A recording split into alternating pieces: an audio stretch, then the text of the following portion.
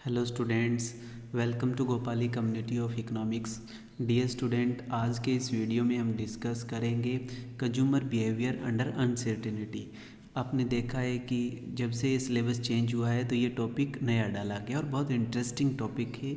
इस टॉपिक का जो डिवीज़न है वो मैंने इस तरह से किया हुआ है कि पहले में हम डिस्कस करेंगे व्हाट इज़ द अनसर्टेनिटी और रिस्क, राइट। उसके अंदर सब टॉपिक मैंने बनाए हैं। एक स्टोरी डिस्कस करूँगा, फिर अनसर्टेनिटी क्या होती है, रिस्क क्या होता है, उसको डिफ़ाइन करेंगे, ठीक है।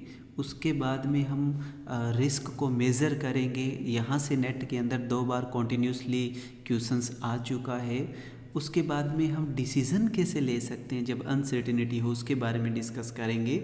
और उसी के साथ में आपने देखा होगा कि ये जो न्यू मोटर व्हीकल एक्ट 2019 में जो आया था, तुम्हें पता है कि ये एक्ट आया हो तो उसमें बहुत सारा इफ़ेक्ट पड़ा। जैसे हरियाणा की गवर्नमेंट के ऊपर इस एक्ट का बहुत सारा अपोजिशन पार्टी ने अपोज़ किया, तो उसका इफ़ेक्ट्स बहुत सारे वोटिंग जो है वो आम लोगों ने इस एक्ट को भी माइंड में कंसिडर करके वोट दिया। तो वो थॉट उनका सही था या गलत था, उस पर भी मैं डिस्कस करूँगा। तो ये जो न्यू मोटर व्हीकल एक्ट है ये इसी से जुड़ा हुआ एक्ट है, राइट।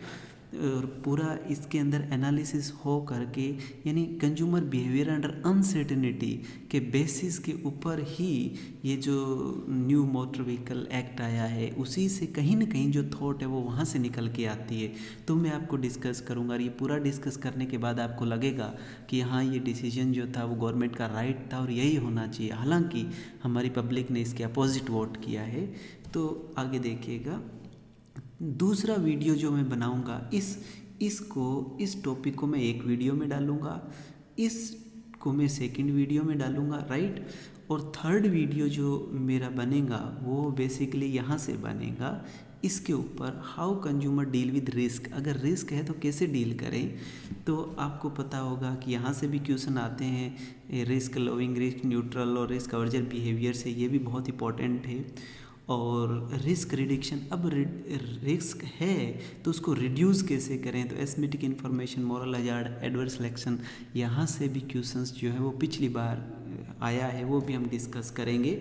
और अभी एक चीज़ और देख रहे हैं आप कि गोल्ड के प्राइस है वो बहुत ज़्यादा तेज़ी से बढ़ रहे हैं। मेरे फ्रेंड है, उसको जब लॉकडाउन हुआ था तो हम फ़ोन पे डिस्कस करते थे कि मैं उनसे डिस्कस किया स्पेशली कि सर ये जो प्राइस है गोल्ड का, एसेट्स प्राइस है, ये मोमेंट अप होगा। और उस टाइम गोल्ड आई थिंक 46 के आर बार था और आज ये 52 से अबो चला गया है। तो उसका भी मैं लॉजिक डिस्कस करूँगा आपसे कि ये इसका बैकग्राउंड कहाँ से आता है और अब जो गोल्ड के प्राइसेस इतने राइज हुए हैं वो क्यों राइज, राइट। और इसके बाद में हम जो डिस्कस करेंगे कि ये समझाने के बाद में आपको डिस्कस करूँगा why do we study consumer behaviour under uncertainty.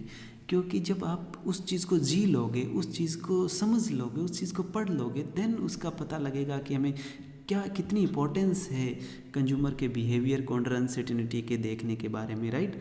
और लास्ट में इसी के साथ में मेरा मोस्ट इम्पॉर्टेंट टॉपिक रहता है, that is behavioural economics under uncertainty. तो इस पे भी मैं थोड़ा सा डिस्कस करूँगा। तुमने देखा होगा पीछे नोबेल प्राइज़ भी मिला है बिहेवियरल इकोनॉमिक्स पर। तो डियर स्टूडेंट, ये जो सारे वीडियोज़ रहेंगे, 5 से 6 वीडियो के अंदर मैं ये थ्योरी जो कंप्लीट करवाऊँगा। और आप इस वीडियो को देखने के बाद हम प्रीवियस ईयर में रोज़ का इसी वीडियो के साथ में प्रीवियस ईयर क्वेश्चन भी करवाऊंगा, जो आए हुए क्वेश्चन से कंज्यूमर बिहेवियर अंडर अनसर्टेनिटी। क्योंकि सबसे प्रॉब्लम ये है कि ये टॉपिक बच्चे बहुत कम समझ पाते हैं, हालांकि ये बहुत रियल टॉपिक है। तो हम इस टॉपिक को आप डिटेल से देखिएगा और इस वीडियो को आप पूरा अपना नोट्स बनाएं। और जब ये पूरा सीरीज़ कंप्लीट हो जाएगा, देन में मेरा जो हैंड रिटन PDF फाइल है, जैसा कि मैंने लास्ट वीडियो के अंदर आपको दिया है, इकोनॉमिक्स ऑफ टेक्स्ट स्ट्रक्चर के अंदर मैंने दिया है, आप लोग वो भी उसके उसी डिज़ाइन के अंदर, उसी वे के अंदर मैं आपको ये दूंगा। तो ये जो सीरीज़ है ये हम विद इन वीक पूरा कंप्लीट कर लेंगे। तो आप ये टॉपिक पूरा पढ़ते रहें, राइट। अब हम चलते हैं, सबसे पहले डिस्कस करते हैं what is uncertainty and risk. उससे पहले थोड़ा सा मैं एक चीज़ और डिस्कस करना चाहता हूँ आपसे। डियर स्टूडेंट, हमारी लाइफ के अंदर जैसे हम कंज्यूमर थ्योरी आप पढ़ते हो, कार्डिनल, ऑर्डिनल, रिवील्ड, तीनों थ्योरी पढ़ते हो, तो उसके अंदर आपको प्राइस गिवन होता है, इनकम गिवन होती है और आपके पास गुड्स भी होती है। यानी सब कुछ सर्टेन होता है। सीधी सी बात है कि आपके पॉकेट में पैसा है, लॉकडाउन है नहीं, बाहर मार्केट के अंदर सामान मिल रहा है, आप जाओगे, उसका प्राइस भी आपको क्लियर पता है, आप जाओगे और सामान घर लेकर के आ जाओगे, राइट। यानी कि वो तो हुई कि वहाँ इकोनॉमिक अनसर्टिनिटी नहीं है, आपका प्राइस क्लियर है, आपकी इनकम क्लियर है, मार्केट में गुड्स की अवेलेबिलिटी है, राइट।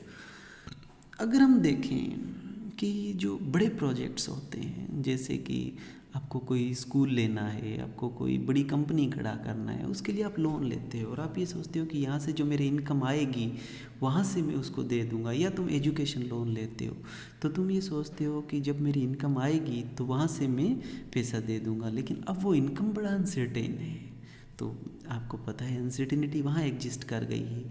दूसरा एग्जांपल मैं ये लूँ कि सपोज़ करेंगे आपको दो जॉब आपके पास है। एक जॉब ऐसी है जो बड़ी कंपनी है पूरी और उसका आपको कुछ सैलरी मिल रही है, सपोज़ 1 लाख रुपए सैलरी मिल रही है, लेकिन उसके अंदर इंक्रीमेंट होने के चांसेस बहुत कम है और ऑलरेडी इस्टेब्लिश कंपनी है वो।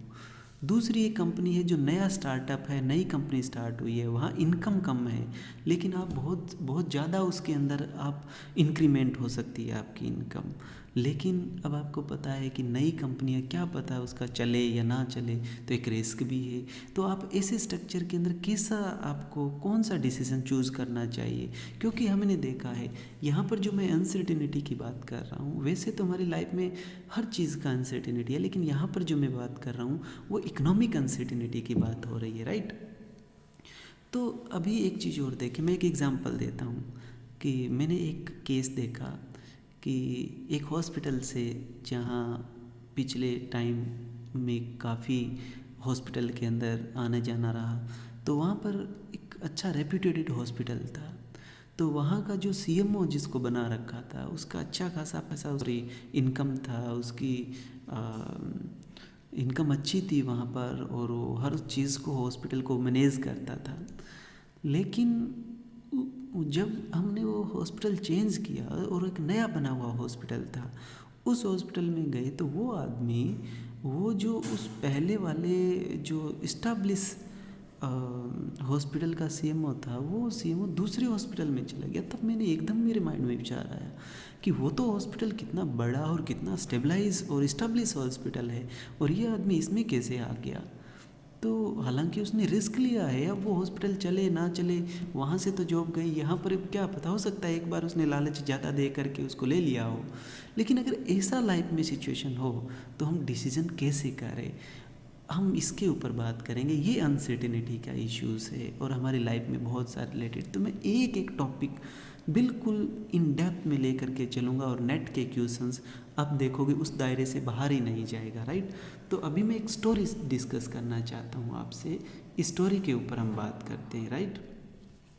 मान लीजिएगा कि मेन का एक गोपाली स्टूडेंट है, राइट, और वो एक स्टेज प्रोग्राम करवाना चाहती है किसी टॉप पंजाबी सिंगर को, जैसे अताउल्ला खान को बुलाना चाहते हैं। तो उसको लगता है कि अगर मैं ये प्रोग्राम जो है वो करवाती हूँ तो उसके, अभी मान लीजिए उसके पॉकेट में सपोज कर रहे हैं हम 30 रुपये, राइट। अगर वो ये पैसे लगाती हैं तो लोग देखने के लिए आएंगे और उसकी जो टोटल उसके पॉकेट में जो है, वो उसके पॉकेट में ये बढ़ करके 48 रुपीज़ हो जाएंगे, क्योंकि टिकट सेल होगी तो ये इनसे इनकम कमा लेगी। अगर बारिश आ गई, सपोज करें बारिश आ गई तो ये सारा सामान का किराया उसके लग जाएगा और अताउल्ला खान जी नहीं आएंगे, तो वाजिब सी बात है कि उसकी पॉकेट में सिर्फ 24 रुपये ही रहेंगे, तो 6 रुपये का घाटा लग सकता है, राइट। और यहाँ ये उसके 48 रुपये बेनिफिट हो सकता है और ये उसके 6 रुपये पॉकेट से लग सकते हैं, यानी उसकी इनकम जो उसके पॉकेट में 24 रह सकते हैं और उसके पॉकेट में 48 हो सकते हैं, राइट। ये स्टोरी आपने देखा। इसके अंदर अब जो मेनका है वो कैसे डिसाइड करेगी कि मेरे को ये डिसीजन लेना चाहिए नहीं चाहिए, बारिश आ सकती है कि बारिश नहीं आ सकती है, तो इसके जो चांसेस है वो उसको नोट डाउन करने पड़ेंगे। वो कैसे चांस देखेगी, वो पिछले इस महीने के अंदर, मान लीजिए जो भी महीना अब चल रहा है उस महीने के पिछले, वो सपोज करते हैं कि पिछले वो 40 साल के डेटा लेती है, राइट। और 40 साल के डेटा ले करके ये देखती है कि 20 बार तो बारिश आई है और 20 बार बारिश जो है वो नहीं आई है, नॉट रेनिंग, राइट। सपोज ये हो गया, राइट। तो अब कि 20 डिवाइड बाई 40 तो बारिश आने के चांसेस हैं और 20 डिवाइड बाई 40 नहीं आने के चांसेस है। क्लियर, यानी 50% चांसेस है कि बारिश आएगी और 50% चांसेस है कि बारिश नहीं आएगी। तो ये जो रिस्क अनसर्टिनिटी को अब हमने क्वांटिफाई कर दिया है, राइट। तो हम नीचे वीडियो के अंदर चलते हैं और नीचे स्लाइड में चलते हैं, देखिएगा। अब मैं डेफिनेशन की बात करूँगा, डेफिनेशन ऑफ अनसर्टिनिटी या रिस्क की अगर हम बात करें। अनसर्टिनिटी पे मैंने डिस्कस कर लिया कि हमारी लाइफ इकोनॉमिकली कैसे अनसर्टेन है, लेकिन अभी हम देखें कि हम इसको डिफाइन करें एग्जैक्टली कि अनसर्टेनिटी या रिस्क क्या होता है, राइट। देखिए दोनों में थोड़ा सा डिफरेंस है बेसिकली, कि अगर आपके पास 2 आउटकम थे, राइट, एक तो बारिश होना, एक बारिश ना होना, 2 आउटकम थे। अगर उस आउटकम के चांसेस आपको पता लग जाए, जैसे हमें चांसेस पता लग गए थे कि पीछे 50-50 बारिश आने के और बारिश ना आने के, राइट, हमें चांसेस का पता लग गया था। अगर आपको कोई जो पॉसिबल्स आउटकम हैं उसके आपको चांसेस पता लग जाए तो हम उसको बोलते हैं रिस्क, राइट। और अनसर्टेनिटी हम उसको बोलते हैं कि अगर हमें जितने भी पॉसिबल आउटकम हैं उसके चांसेस पता ना लगे, उसके चांसेस हम फाइंड आउट ही ना कर पाएँ। जैसे मैं एक एग्जांपल दूं कि आगे आने वाले 15 साल के बाद इंडिया का जो प्राइम मिनिस्टर है वो कौन होगा, अभी इसके तो डेटा पीछे है ही नहीं ना, अब का कैलकुलेट कर सकते। तो इसके बारे में हम क्लियरली कोई भी इसके बारे में चांसेस जो है वो डिफ़ाइन नहीं कर सकते हैं। चांसेस हम डिफ़ाइन नहीं कर सकते तो वाजिब सी बात है कि ये अनसर्टेनिटी कहलाएगा। लेकिन अब जो डेफिनेशन है ये दोनों क्लियर हो गई है। अब क्वेश्चन राइज ये होता है कि मैंने प्रोबेबिलिटी बोला, तो प्रोबेबिलिटी ऐसे कैसे, तो थोड़ा सा प्रोबेबिलिटी पे मैं डिस्कस करता हूँ, ज़्यादा डिटेल में तो नहीं करूँगा, थोड़ा सा डिस्कस करूँगा। 3 तरह का प्रोबेबिलिटी होता है, एक क्लासिकल, राइट, एक होता है रिलेटिव और एक होता है सब्जेक्टिव। 3 तरह की प्रोबेबिलिटी होती है, राइट। मैं क्लासिकल के ऊपर आपसे बात करूं तो जैसे क्लासिकल थॉट के अंदर एक सिक्का लेकर के मैंने उछालना स्टार्ट किया, मैं उसको अगर 100 बार उछाला तो वो 40 बार हेड, 16 बार जो है वो टेल आ गया, राइट। अब मैं उसको धीरे धीरे इनफाइनाइट तक उछालता जाता हूँ। तो अगर इनफाइनाइट उछालता जाऊंगा, जैसे मैंने 1 लाख, 2 लाख, 3 लाख, 4 लाख तक उछालता गया, तो धीरे धीरे अपने आप ही, ये एक्सपेरिमेंटल था, धीरे धीरे अपने आप ही 2 डिवीज़न में टूटते, इक्वल चांसेस होते गए। तो इसको तो हम बोलते हैं क्लासिकल। एक होती है रिलेटिव प्रोबेबिलिटी। रिलेटिव जैसे आपने अभी देखा, 40 साल का लिया, बारिश आने के 20 थे, नहीं आने के भी 20 थे, तो आपने 40 के अंदर से बारिश आने के देख लिए और 40 के अंदर से बारिश ना आने के देख लिया, यानी 40 के साथ रिलेट करवा लिया और 50-50 बोल दिया। ये होती है रिलेटिव प्रोबेबिलिटी। तीसरा होता है सब्जेक्टिव प्रोबेबिलिटी। अब मेन का इस केस में सब्जेक्टिव प्रोबेबिलिटी भी इस्टेब्लिश कर सकती है कि हो सकता है कि इसके पास वो तो डेटा है ही है पीछे का, लेकिन अगर ये इसको मान लीजिए कि इसको मेट्रोलॉजी डिपार्टमेंट के ऊपर के जो डेटा है उसका इन्फॉर्मेशन ज़्यादा है और उसको समझ बेटर है रेन के बारे में, तो ये जो है वो उसको करंट का इन्फॉर्मेशन उसके साथ इंक्लूड कर सकते हैं। जैसे सब्जेक्टिव प्रोबेबिलिटी का मैं एक एग्जांपल दूं कि आप गाड़ी ड्राइव कर रहे हो और सपोज करेंगे आपके आगे एक बड़ा ट्रक चल रहा है और सामने से भी एक ट्रक आ रहा है और वो ट्रक का थोड़ा दूरी सामने वाले का थोड़ा दूरी पर है, आपके साथ एक बूढ़ा आदमी बैठा हुआ है और आप उसको, जो आपके आगे ट्रक है उसको आप ओवरटेक करना चाहते हो, तो बूढ़ा कहेगा मरेंगे, लेकिन आप कहोगे निकाल दूंगा, क्योंकि आपका जजमेंट है इस गाड़ी का पिकअप कितना है, इस गाड़ी का जो अपने गाड़ी को कंट्रोल करने का स्ट्रक्चर है वो कैसा, वो आपके साथ फीलिंग है उस गाड़ी की क्योंकि आप चला रहे हो। That is subjective analysis. और बूढ़े की अपनी सब्जेक्टिव है, तुम्हारी अपनी सब्जेक्टिव है, राइट। तो बूढ़ा जो बोल रहा है वो अपने प्रीवियस ईयर के डेटा के बेस पे, एक्सपीरियंस के बेस पे बोल रहा होगा कि ऐसे जिन्होंने किया है वो क्रैश कर गए, एक्सीडेंट हो गया, लेकिन आप कर रहे हो वो पीछे के हो सकते हैं आपके अनुभव हैं, लेकिन आप अभी करंट की जजमेंट देख रहे हो गाड़ी का और सब कुछ माइंड डिसाइड कर पा रहा है, ये माइंड की ब्यूटी है, राइट। तो ये होती है सब्जेक्टिव प्रोबेबिलिटी। और यहाँ पर ये जो हम डिस्कस कर रहे हैं वो बेसिकली रिलेटिव प्रोबेबिलिटी की डिस्कस कर रहे हैं। जब आप किसी सब्जेक्ट के अंदर जाते हैं तो सब्जेक्टिव प्रोबेबिलिटी के भी बारे में आप क्लियर बोल सकते हैं। जैसे मिल्टन फ्रीडमैन ने बोला, मैं डिस्कस करता हूँ मेरे बच्चों से यूजली क्लास में, कि फिलिप्स करो के अंदर जो भी सोलो के और जो पेपर पब्लिश हुए तो उनके अंदर अमेरिका में ये देखा गया कि there is a clearly trade off between inflation and unemployment. लेकिन मिल्टन फ्रीडमैन कहता है ऐसा नहीं होगा, लॉन्ग रन में अल्टीमेटली इकॉनमी जो है वो ऊपर जाके खड़ी हो जाएगी, ऊपर का meaning high inflation high unemployment maintain हो जाएगा। और then same happen, even America में डिबेट हुई मिल्टन फ्रीडमैन के पेपर के ऊपर कि आप बिना डेटा का हम आपकी बात को कैसे बिलीव करें। लेकिन जब सब्जेक्टिव एनालिसिस होता है तो that is I think so कि जब कोई इंसान किसी चीज़ के अंदर डूबता है तो उसका सब्जेक्टिव भी एनालिसिस, इनर बीइंग में भी एनालिसिस निकल के आता है, राइट। जैसे कि मैं एक एग्जांपल दूं कि हम सिविलाइजेशन की बात करते हैं और कल्चर की बात करते हैं। सिविलाइजेशन का सिंपल इतना ही मीनिंग होता है कि हम पॉलिटिकली और हम सोशली और हम हमारे नेचुरल रिसोर्सेज को किस तरह से बेटर लिविंग स्टैंडर्ड लिविंग या लाइफ के अंदर इंक्लूड कर सकें, पॉलिटिकली, सोशली और नेचुरल रिसोर्सेज को के साथ हम हमारी कैसी बेटर लाइफ जी रहे हैं, उसको हम सिविलाइजेशंस बोलते हैं। पॉलिटिकली बेटर हो, सोशली बेटर हो, ठीक है। लेकिन कल्चरल की बात करें तो जब हम किसी चीज़, यानी कल्चर का मीनिंग होता है रिफाइनिंग करना, कल्टीवेट करना, एक ऐसी चीज़ को जिसके ऊपर हर कोई लोग, जब उसका फाइनल प्रोडक्ट बन जाए तो हर कोई लोग उसको एडमायर करे, हर कोई इसका रिस्पेक्ट करे। जैसे मैं म्यूज़िक की बात करूं कि कोई पहले म्यूज़िक सिस्टम था, क्लासिकल म्यूज़िक सिस्टम से पहले, जब लोग उसमें गहरे में गए होंगे, गहरे में जा कर के उसका जो एंड प्रोडक्ट बनाया, कि जो ताल बनाई, जितने भी सुर बनाए, तो उस पर जो एंड प्रोडक्ट आया तो एवरी वन उस पर एडमायर करता है कि कितनी ब्यूटीफुल चीज़ है। तो मेरे कहने का मीनिंग, हम जब किसी चीज़ के अंदर जाते हैं तो क्रिएट होता है, that is culture is a creative things.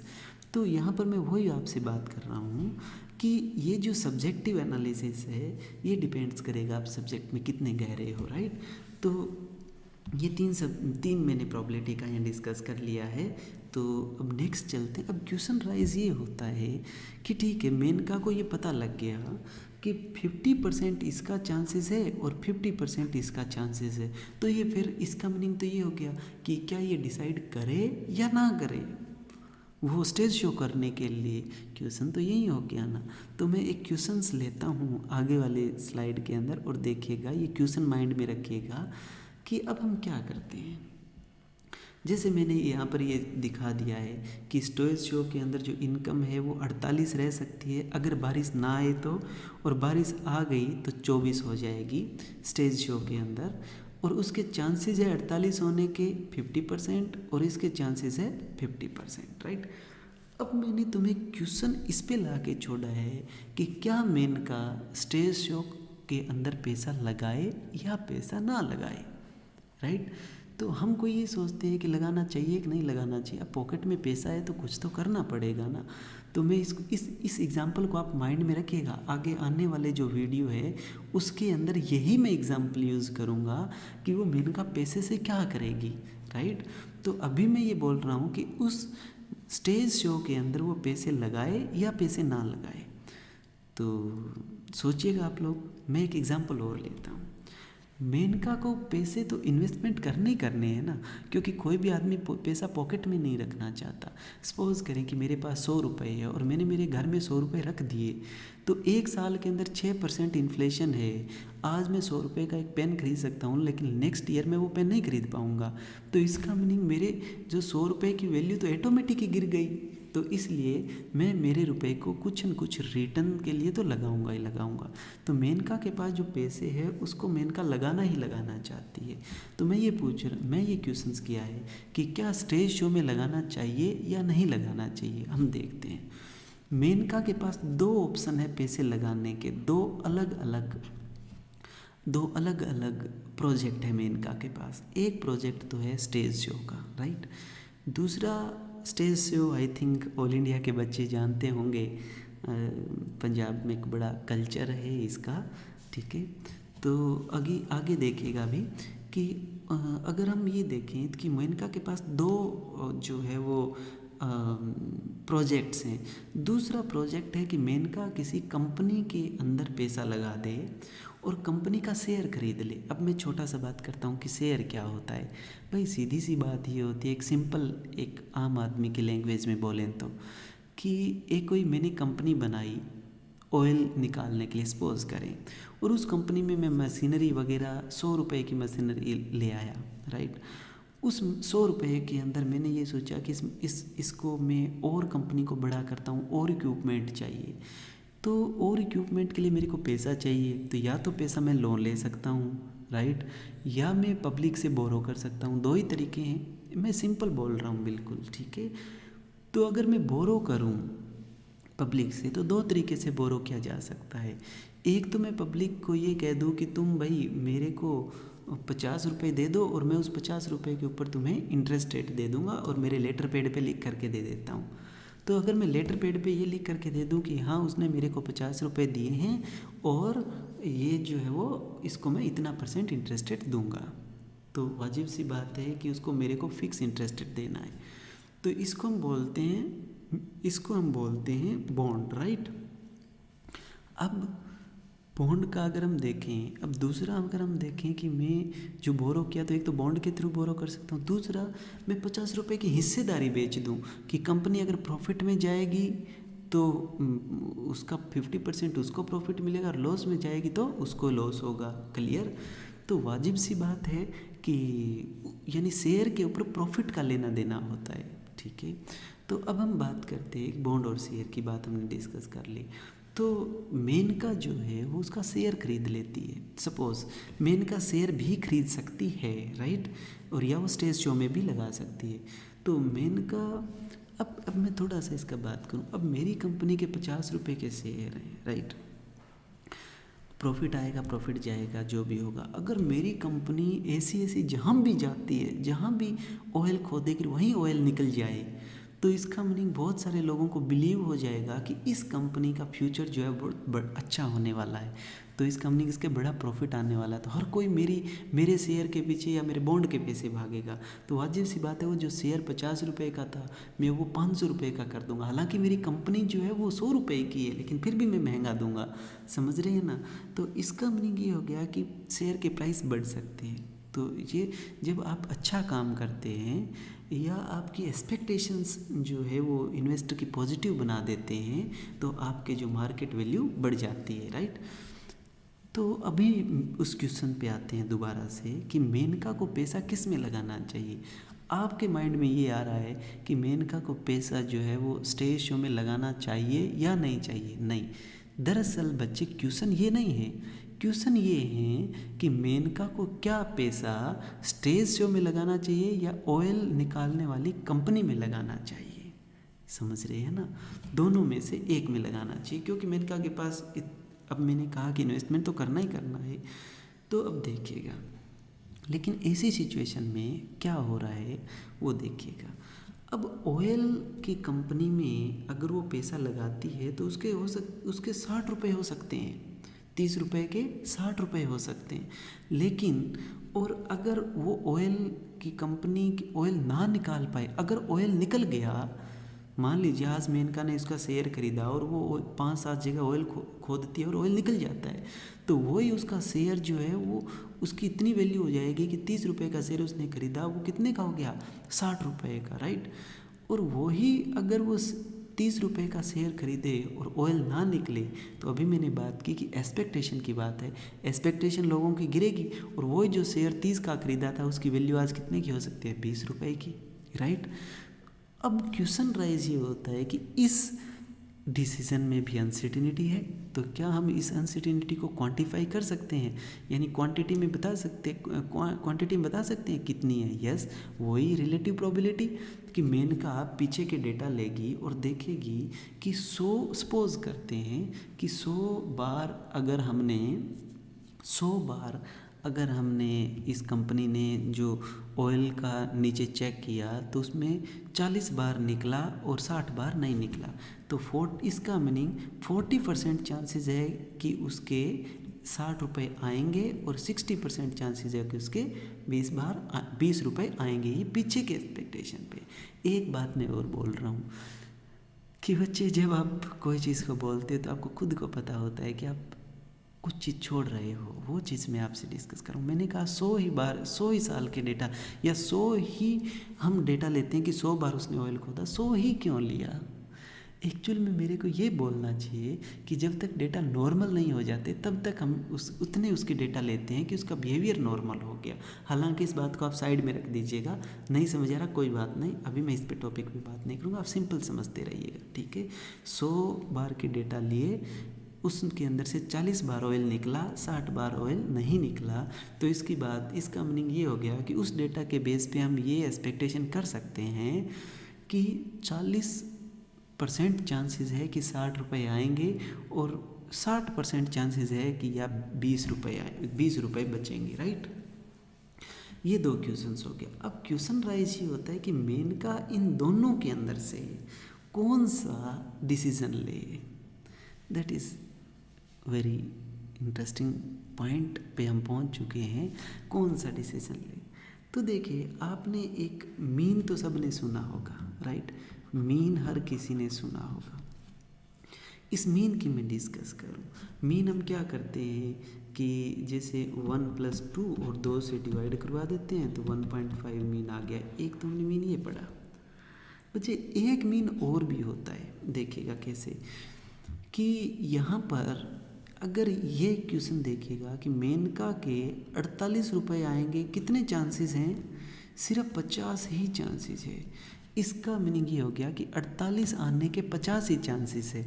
100 तो 48 रुपये आएंगे, वो 100% तो नहीं आएंगे ना, सिर्फ 40% चांसेस। तो जितना 48 के चांसेस हैं वही लेते हैं हम, तो 50 ले लिया। 24 रुपये आएंगे, उसके कितने चांसेस है, 50। तो इसका मीनिंग ये हो गया कि यहाँ से 24 रुपये, यहाँ से 12 रुपये, यानी मेनका के 36 रुपये आने के 100% चांसेस है, ऐसा बोल सकते हैं, ऐसा एक सेंस में बोला जा सकता है। तो इसका मीनिंग हो गया कि एक्सपेक्टेड इनकम जो है वो आपकी 36 हो गई। आपने देखा होगा ना कि एक्सपेक्टेड म्यू आपका पॉपुलेशन के इक्वल होता है, जो भी आपने देखा होगा।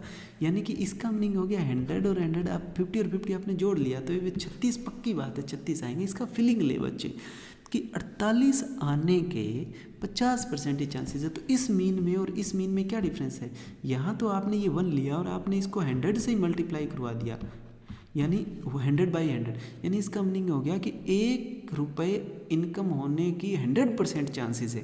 प्लस में दूसरा आपने बोल दिया कि 2 रुपये आपकी इनकम होगी, उसके 100% चांसेस है। नहीं भाई, ऐसा तो नहीं हो सकता है ना, या तो आपके 1 रुपया होगा या आपके 2 रुपये होंगे। तो इसका मीनिंग ये मीन तो गलत है। भाई आपने उस मीन में आपने क्या किया, उस मीन में आपने 1 + 2 / 2 किया।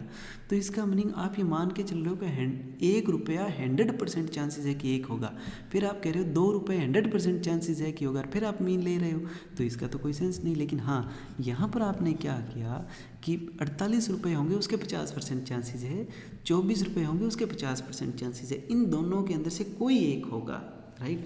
तो आपकी इसका मीनिंग एक्सपेक्टेड मीन कितना आ गया 36, यानी मेनका के 36 रुपये आने के चांसेस है, राइट। अगर वो स्टेज शो में लगाए तो एक्सपेक्टेड है ये उसको। और अगर मेनका ऑयल वाली कंपनी में लगाए तो देख लेते हैं भाई, वही एक्सपेक्टेड 60 रुपये आएंगे, कितने % चांसेस है 40, प्लस में 20 रुपये आएंगे, कितने % चांसेस है 60, तो यहाँ भी क्या हो गया 36, भाई ये आपका 24 प्लस में 12, यहाँ इसमें भी 36 है। अब आप ऐसे सिचुएशन पे आ गए कि मेनका के दोनों प्रोजेक्ट में पैसे लगाएं तो आशा मेनका को यही है कि दोनों में 36 आएंगे, लेकिन दोनों में रिस्क तो है। तो हम कौन सा जो है वो प्रोजेक्ट मेनका को सिलेक्ट करना चाहिए कि उसका कम रिस्क हो। यानी अब हमें रिस्की अल्टरनेटिव के अंदर से कुछ ऐसा चूज़ करना पड़ेगा जिसमें कम रिस्क हो।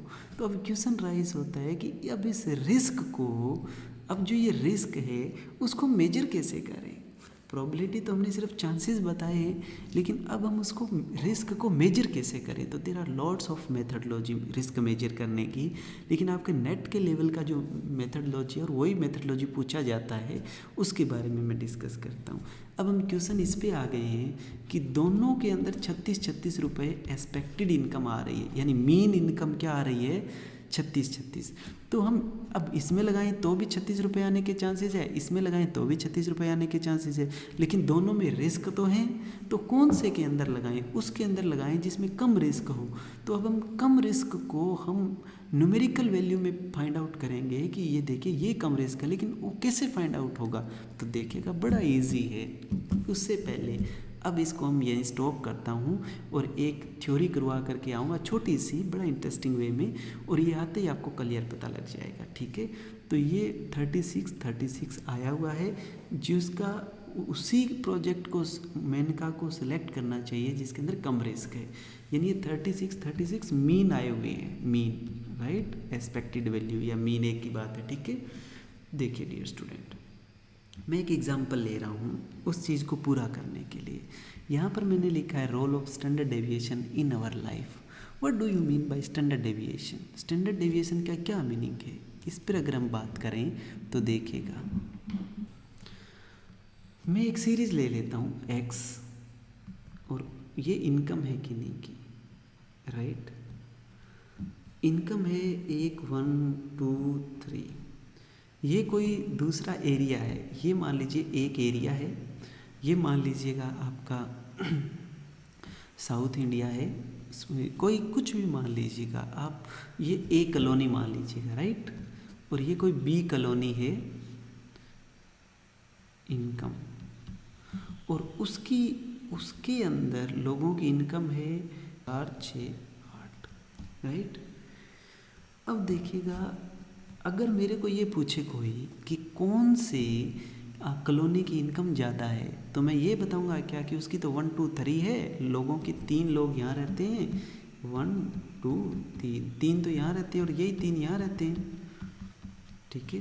तो अगर मेरे को कोई पूछे ए कॉलोनी की और बी कॉलोनी की इनकम क्या है, तो मैं अगर ऐसे डिफाइन करूँगा क्या कि ए कॉलोनी की इनकम 1 2 3 है और बी कॉलोनी की इनकम 4 5 6 है, सामने 4 8 6 है, कुछ नहीं समझ पाएगा। तो मेरे को उनको, उस आदमी को सिर्फ 2 ही वैल्यू बतानी पड़ेगी जिससे वो सामने वाला कंपैरिजन कर सके। 2 वैल्यू बताने के लिए मैं इसका क्या करता हूँ, इसका मैं एक ऐसा 1 2 3 का मैं कोई रिप्रेजेंटेटिव चूज़ कर लेता हूँ, ठीक है, जो इन तीनों को रिप्रेजेंट करे, और वो मैं इसको 2 चूज़ कर लिया, राइट, वो मैंने इसका 2 चूज़ कर लिया है, ठीक है। अगर मैं इसका देखूं इसका अगर मैं देखूं तो रिप्रेजेंटेटिव 6 हो गया, क्योंकि 6 इसके भी नज़दीक है, इसके भी नज़दीक है, ये 2 इसके भी नज़दीक है, इसके भी नज़दीक है। तो यानी इस ए कॉलोनी का 2 रिप्रेजेंटेटिव बन सकता है तीनों का। एक आदमी 2 से नीचे है तो एक आदमी 2 से ऊपर है, यानी 3 इनकम है। बी कॉलोनी के अंदर भी एक आदमी की 4 इनकम है और एक आदमी की 8 इनकम है, तो 6 बीच का हो गया, यानी रिप्रेजेंटेटिव ले लिया। रिप्रेजेंटेटिव को हम बोलते हैं सेंट्रल टेंडेंसी, राइट। जैसे अगर मैं बीजेपी की बात करूं तो जो नरेंद्र मोदी बोलेंगे वो ही सब बात करेंगे। इसका मीनिंग नरेंद्र मोदी क्या बोल रहा है, दैट इज सेंट्रल टेंडेंसी, ठीक है। जो राहुल गांधी बोलेंगे कांग्रेस के अंदर, वो राहुल गांधी, इसका मीनिंग सब कांग्रेसी वही बात करेंगे, तो दैट इज सेंट्रल टेंडेंसी, यानी रिप्रेजेंटेटिव की बात हो रही है। आई थिंक आप समझ रहे हो। तो इसको हम बोलते हैं मीन, राइट, इसको हम बोलते हैं मीन। अब क्वेश्चन राइज ये हो गया कि 2 भी मीन है और 6 भी मीन है, ठीक है। तो उस आदमी को मैंने ये बोल दिया कि इस कॉलोनी की इनकम 2 है और इस कॉलोनी की इनकम 6 है। हालांकि वो आदमी अब क्लियरली समझ जाएगा कि हाँ ठीक है, ये ए कॉलोनी से बी कॉलोनी वाले ज़्यादा पैसे वाले हैं। क्लियर। तो अब देखो, मैंने लार्ज नंबर ऑफ डेटा को सिंगल यूजफुल इंफॉर्मेशन में डाल दिया ना, that is statistics. Then what is the statistics, कि लार्ज नंबर ऑफ डेटा को अगर हम इस तरह से प्रोसेस करके सिंगल यूजफुल इंफॉर्मेशन में ले आए, that is the statistics, right. तो अब मैंने ये बता दिया, लेकिन नेक्स्ट वो आदमी ये पूछता है कि इसकी तो इनकम 2 है और इसकी इनकम 6 है, लेकिन तुम बता सकते हो कि किन की इनकम दोनों के अंदर से स्टेबल है। मैंने अभी क्या कहा, उस आदमी ने पहला क्वेश्चन ये पूछा कि ए कॉलोनी की इनकम क्या है, बी कॉलोनी की इनकम क्या है। मैंने बता दिया ए कॉलोनी की इनकम 2 है, बी कॉलोनी की इनकम 6 है। उसने नेक्स्ट क्वेश्चन मेरे को बोल दिया कि आप बता सकते हो दोनों में स्टेबिलिटी किन की है, क्योंकि हर कोई आदमी स्टेबिलिटी चाहता है, मेजॉरिटी में स्टेबिलिटी चाहते हैं, ठीक है। तो अब स्टेबिलिटी के लिए मेरे को क्या करना पड़ेगा, देखिएगा। स्टेबिलिटी का मीनिंग ये हो गया कि ये जो 2 है वो इस सीरीज़ का अगर रिप्रेजेंटेटिव है और ये 6 जो है वो इस सीरीज़ का रिप्रेजेंटेटिव है, राइट। इस सीरीज़ का रिप्रेजेंटेटिव है अकेला, राइट। अब अगर ये 2 जितना इनके नज़दीक होगा, इसका मीनिंग उतना ही वो मीन बेटर रिप्रेजेंटेटिव होगा, और जितना ही ये 6 इनके नज़दीक होगा, इस सारी सीरीज़ के नज़दीक होगा, उतना ही बेटर रिप्रेजेंटेटिव होगा। यानी मैं क्या कहूँ कि अगर नरेंद्र मोदी के सब लोग बात मान रहे हैं तो नरेंद्र मोदी इसका मीनिंग ज़्यादा पावरफुल है, यानी ज़्यादा सेंट्रल टेंडेंसी है। और अगर राहुल गांधी की सारी बात सब लोग मान रहे हैं तो इसका मीनिंग राहुल ज़्यादा रिप्रेजेंटेटिव है। अगर राहुल गांधी के आर पार वाले लोग कम बात मान रहे हैं तो इसका मीनिंग राहुल जो है वो कम ज़्यादा उसकी बात से ज़्यादा दूरी बना रखी है और लोगों ने, तो इसका मीनिंग वो रिप्रेजेंटेटिव नहीं है। तुम देखते हो पॉलिटिकल पार्टियों के कोई ऐसा बयान आ जाता है किसी भी एक लीडर का, और वो जो बयान होता है वो जो पार्टी होती है उसको स्वीकार नहीं करती, तो पार्टी अपना उससे पीछा छुड़ा लेती है कि तो उसका मामला है। इसका मीनिंग वो पार्टी को रिप्रेजेंट नहीं कर रहा है। तो यहाँ पर मैं आपसे बात ये कर रहा हूँ कि 2 कितना अच्छा होगा इस सीरीज़ को बताने के लिए, और ये 6 कितना एग्जैक्ट होगा सेंट्रल टेंडेंसी, इसका जानने के लिए हम कैसे फाइंड आउट करेंगे। यानी मैं क्या बोल रहा हूँ, दोबारा से देखिएगा। मैं ये बात कह रहा हूँ कि जो 2 है वो अपनी सीरीज़ का रिप्रेजेंटेटिव है, और 6 है वो अपनी सीरीज़ का रिप्रेजेंटेटिव है, लेकिन इन दोनों के अंदर से कौन सा बेटर रिप्रेजेंटेटिव है, ये बात अगर मैं उस आदमी को बता दूंगा तो वो समझ जाएगा कि हाँ किस सीरीज़ के अंदर स्टेबिलिटी है, राइट, किस कॉलोनी में स्टेबिलिटी है। तो बेटर रिप्रेजेंटेटिव बताना है तो इसका मीनिंग बेटर रिप्रेजेंटेटिव वही होते हैं जिसके सारे सीरीज़ के एलिमेंट नज़दीक नज़दीक हो। अब नज़दीक का क्या मीनिंग, हम दूरी देखेंगे तो दूरी देखते हैं, इस पहले आइटम की इससे दूरी देखते हैं, तो ये दूरी हो गई -1, यानी 1 - 2, 2 - 2 0, 3 - 1, ये आ गई दूरी। इसको हम बोलते हैं डेविएशन, मीन से हर एक आइटम का डेविएशन, यानी डेविएट हो गए ना, तो डेविएशन आ गया। डेविएशन जब आ गया तो इन डेविएशन को अगर मैं जोड़ूं तो 0 हो गया। तो ये तो मैं क्या निकालना चाहता हूँ, मैंने अभी बात की कि स्टैटिस्टिक्स का meaning large number of information इस तरह से सिंगल यूजफुल इंफॉर्मेशन में कन्वर्ट किया जाता है जिससे आज सामने वाला समझ सके। तो अब मेरे पास डेविएशन यानी दूरी तो बहुत आगे, लेकिन मेरे को एवरेज दूरी बतानी है। यानी अगर मैं ये बता दूं कि एक कॉलोनी का जो मीन है उससे हर एक आइटम एवरेजली इतनी दूरी पर है, क्लियर हो जाएगा। और फिर बी का जो मीन है उससे हर एक आइटम एवरेजली कितनी दूरी पर है ये बता दूं, तो दोनों से दूरी से पता लग जाएगा कि कौन बेटर रिप्रेजेंटेटिव है, ठीक है। तो अब दूरी को मैंने जोड़ने लगा, लेकिन दूरी तो क्या हो गई 0, तो इसको अब 0 तो हो नहीं सकती है टोटल अगर दूरी को जोड़ूँ तो मैं उसका स्क्वायर कर देता हूँ पॉजिटिव बनाने के लिए, तो 1 0 1 हो गई। अब ये टोटल जोड़ूँ तो 2 हो गई, 3 से डिवाइड कर दूँ, अगर मैं इसको 3 से डिवाइड कर दूँ तो ये आ गया 0.66, ये आ गई आपकी एवरेज दूरी, यानी इसको हम बोलते हैं एवरेज डेविएशन। किससे? मीन से हर एक आइटम की एवरेज दूरी जो है वो 0.66 है, राइट। अब मैंने यहाँ एक इश्यू किया था, यहाँ तो मैं स्क्वायर करके आया था, तो आइटम तो बड़े हो सकते हैं, इसमें नहीं हुए लेकिन यूजली बड़े हो सकते हैं। तो इसका मैं वापस जो स्क्वायर किया था उसको फोर्स करके कंप्रेस कर दूँ। कंप्रेस करने का मीनिंग होता है रूट ले लिया, तो रूट लेते ही इसकी वैल्यू हो जाएगी 0.816। इसको हम बोलते हैं स्टैंडर्ड डेविएशन और इसको हम बोलते हैं वेरिएंस। यानी वेरिएंस क्या बताता है? एवरेज दूरी। स्टैंडर्ड डेविएशन भी क्या बताता है? एवरेज दूरी, ठीक है। किससे? मीन से हर एक आइटम की एवरेज दूरी। अब अगर हम बी में देखें तो वही बी का डिस्टेंस लेंगे, 4 - 6 6 - 6 8 - 6, तो ये क्या आ गई? डेविएशन -2 0 + 2, ये भी 0 हो गई। अब 0 हो गई तो इसका मैं स्क्वायर करूँ क्योंकि पॉजिटिव बनाना है, तो ये आ गई 8, राइट। ये 8 वैल्यू आ गई, तो 8 / 3, ठीक है। तो ये वैल्यू आ गई 2.66। इसका अगर हम अंडर रूट करें वापिस तो ये आ गया 1.43 आई थिंक। आप इसको कैलकुलेट कर लीजिएगा, राइट। अप्रोक्सीमेटली इतना ही आ गया। इसका मीनिंग ये हो गया कि अब मैं कंक्लूड अगर मैं यहाँ पर करूँ तो कंक्लूजन देखिएगा कि इस पहली सीरीज़ ए का रिप्रेजेंटेटिव आया 2, उसका स्टैंडर्ड डेविएशन आया 0.816, राइट। बी सीरीज़ का आया मीन आया 6 और उसका स्टैंडर्ड डेविएशन आया 1.43 अप्रॉक्सीमेटली। आप उसका करके देख लीजिएगा बच्चे, ठीक है। तो इसका मीनिंग ये हो गई, ये स्टैंडर्ड डेविएशन बताते हैं कि मीन अपने हर एक आइटम से कितना दूरी पर है, ये इतना दूरी पर है। ये मीन अपने हर एक आइटम से कितना दूरी है, इतना दूरी। इसका मीनिंग इस मीन की हर एक आइटम से ज़्यादा दूरी है।